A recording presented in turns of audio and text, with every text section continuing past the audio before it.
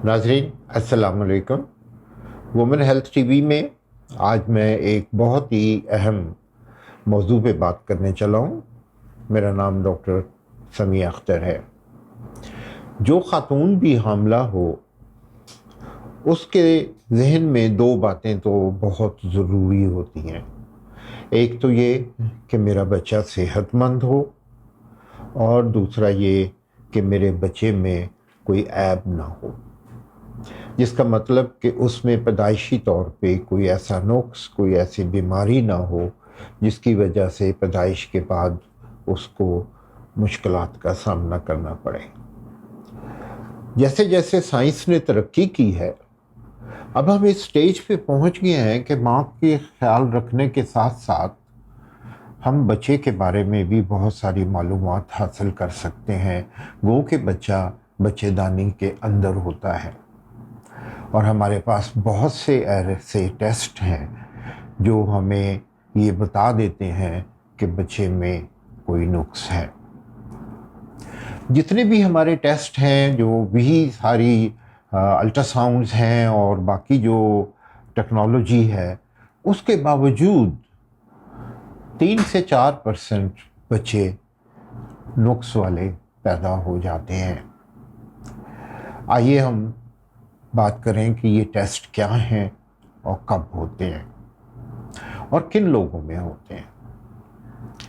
कुछ टेस्ट हैं जो पूरी पॉपुलेशन में जो हमल से हो उनके किए जाते हैं, उनको हम स्क्रीनिंग टेस्ट कहते हैं। कि हम 100 ख़वातीन हैं तो 100 में टेस्ट करके हम 5-10 उन ख़वातीन का ग्रुप पता कर लेते हैं जिनमें उस बीमारी के होने का ज़्यादा चांस होता है। अगर ये स्क्रीनिंग टेस्ट पॉजिटिव हो तो इसका मतलब ये नहीं है कि आपका बच्चा एबनॉर्मल है। इसका सिर्फ ये मतलब है कि आपके बच्चे में एबनॉर्मलिटी होने का रिस्क ज़्यादा है और इसको रिस्क को हम मज़ीद कंफर्म एक और टेस्ट करके करेंगे। इसको कहते हैं स्क्रीनिंग टेस्ट। और वो जो दूसरा टेस्ट है उसको कहते हैं कंफर्मेटरी टेस्ट, कि वो बिल्कुल 100% तक, ऑलमोस्ट 100% तक बता देता है कि बच्चे में कोई नुक्स है या नहीं है। बाज़ औक़ात कुछ टेस्ट हैं जो सारी पॉपुलेशन में नहीं किए जाते, हर खातून जो हमल से हो उसमें नहीं किए जाते, वो सिर्फ उनमें किए जाते हैं अगर उनकी फैमिली में कोई एबनॉर्मल बच्चों का पैदा होने का पहले से ही कोई हिस्ट्री हो, या उनका अपना बच्चा जो पहले पैदा हुआ हो उसमें कोई एबनॉर्मलिटी हो। तो ये लोग ऐसे हैं जिनमें कि हमें मालूम करना ज़रूरी है कि फैमिली में क्या बीमारी थी, जो पहले बच्चा था उसमें क्या बीमारी थी, अब दोबारा उस बीमारी के होने का कितना चांस है, क्या पहले से हम कुछ चीज़ें ऐसी कर सकते हैं कि आने वाला हमल सेहतमंद हो और नुक्स के बगैर हो। तो इस सारी चीज़ को सामने रखते हुए मैं आपको चंद टेस्ट बताने लगा हूँ जो कि हमल में होते हैं और कब कब होते हैं। सबसे पहली चीज़ तो आपकी हिस्ट्री है। जब भी आप क्लिनिक जाएंगी, आपकी डॉक्टर या नर्स आपसे तफसील हिस्ट्री लेगी जिसमें आपकी फैमिली की हिस्ट्री भी शामिल होगी। उसके बाद कुछ टेस्ट हैं जो पहले 3 महीने में होते हैं। उसमें एक टेस्ट है जिसमें कि बच्चे की गर्दन के पीछे चर्बी की मोटाई देखी जा सकती है।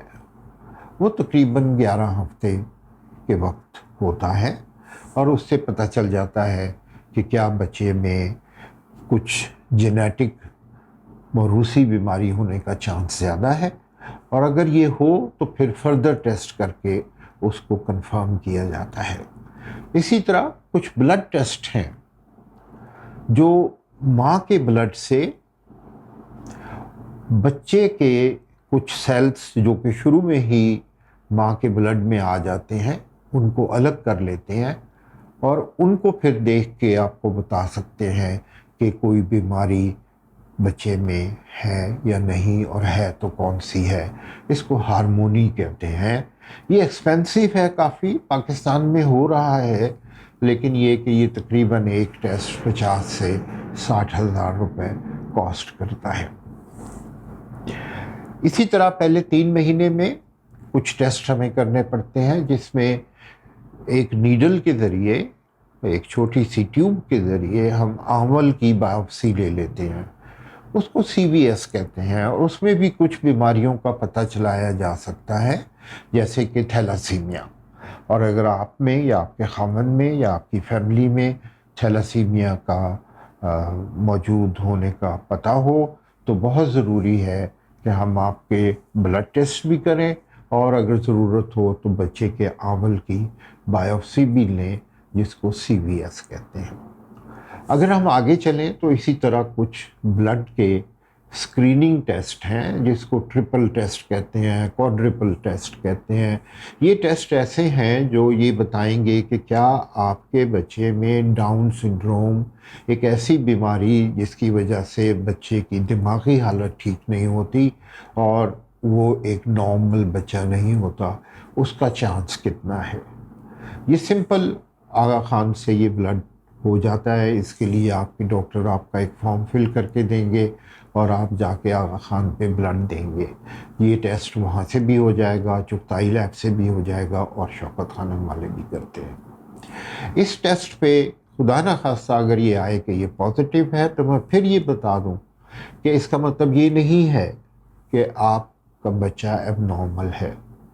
इसके बाद हमें मज़ीद टेस्ट करना पड़ेगा, जिससे कि पता चले कि आपके बच्चे में डाउन सिंड्रोम वाकई ही है या नहीं।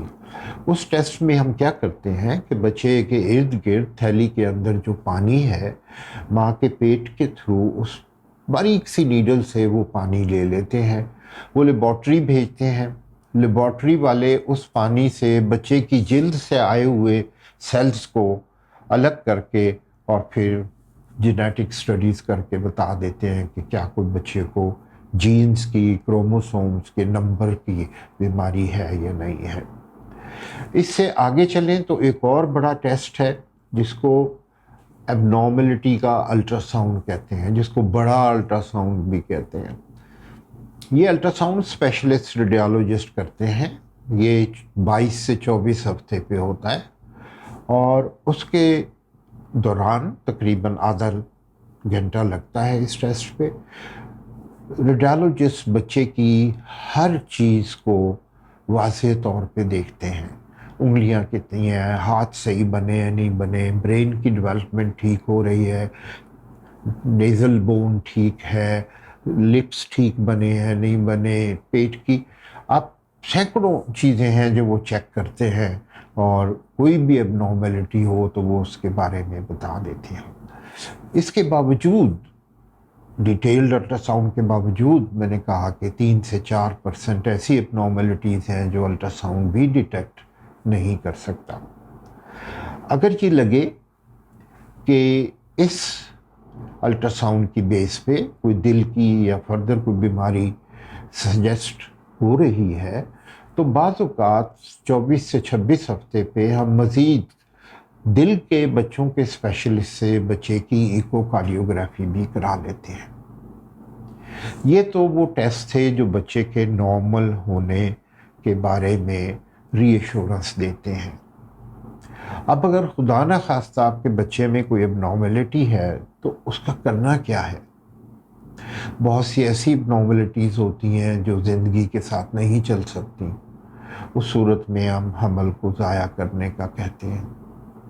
बहुत सी एबनॉर्मेलिटी ऐसी हैं जिनका पैदाइश के बाद इलाज हो सकता है। उस सूरत में हम बच्चों के सर्जन या बच्चों के डॉक्टर से कोऑर्डिनेट करके एक टीम बना के उस बच्चे को लेके चलते हैं। इस सारे डिसीजन में आपका फ़ैसला होता है और आपकी मर्ज़ी शामिल होती है। मेरी दुआ है कि आप सबके बच्चे हमेशा सेहतमंद हों, बग़ैर किसी ऐप के हों। अगले एपिसोड में मैं आपको बताऊंगा कि बच्चा सेहतमंद क्या होता है, कैसे होता है, उसकी ग्रोथ को हम कैसे देखते हैं। अगले एपिसोड तक के लिए खुदा हाफिज़।